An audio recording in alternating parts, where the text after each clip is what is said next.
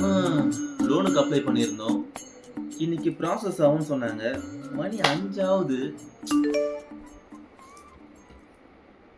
ஏய் அப்பா 5 லட்சம்.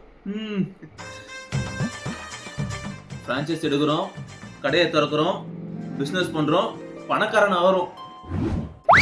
என்ன மாப்பிள்ள பிசினஸ் இப்பதான் மாப்பிள்ள 5 லட்ச ரூபா கிரெடிட் ஆச்சு. அதுக்குள்ள உங்களுக்கு எப்படி தெரிஞ்சது? இதுதான் ஐடியா கொடுக்கலாம் வந்துட்டேன்ல. அதெல்லாம் ஒன்றும் பண்ண வேணாம். நான் ஃபுட் பிஸ்னஸ் பண்ணலான்னு ஒரு ஐடியாவில் இருக்கேன். பங்கு ஃபுட் பிஸ்னஸா? இப்போலாம் எவன் வந்து சாப்பிடுவான்? எல்லாம் ஆன்லைனில் வாங்கி சாப்பிட்டுட்டு இருக்காங்க.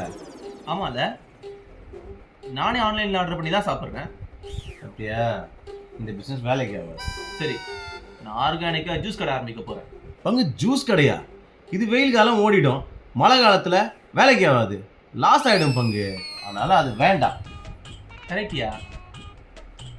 இதுக்கு தான் நான் சொல்கிற ஒரு ஐடியா கேளு. இல்லை என்கிட்டே வேற ஒரு ஐடியா இருக்குது. ஜிம் ஆரம்பிக்க போகிறேன். ஜிம்மா? ஜனவரி மாதம்னா ஓகே, இது ஏப்ரல் மாதம். நம்ம பசங்க பற்றி தெரியும்ல. நீ சொல்கிறதும் கேட்டு தான் பங்கு. இந்த ஜனவரி மாதம்னாலே அப்படியே ரிசல்யூஷன் அது இதுன்னு சொல்லிட்டு கூட்டிகிட்டு February 14 அப்புறம் மொத்தமாக அப்படியே ஓடிடுறானுங்க. அதுதான் சொல்கிறேன். நான் சொல்கிற ஐடியாவுக்கு வா. அந்த காசை முதல்ல எனக்கு அனுப்பு. ஆனால் நான் ஒரு கம்பெனி ஓனர் ஆக்குறேன். Company owner?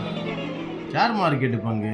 என்னையா சொல்கிற? ஷேர் மார்க்கெட்டா? 1 போட்டா 2, 2 போட்டா 3, 3 போட்டா 4. நான் பார்த்துக்கிறேன், நீ எனக்கு அனுப்பு. அனுப்பிச்சிட்டேன், வந்துச்சான்னு பாரு. வந்துச்சு மாப்பிள்ள. ஓகே. வந்து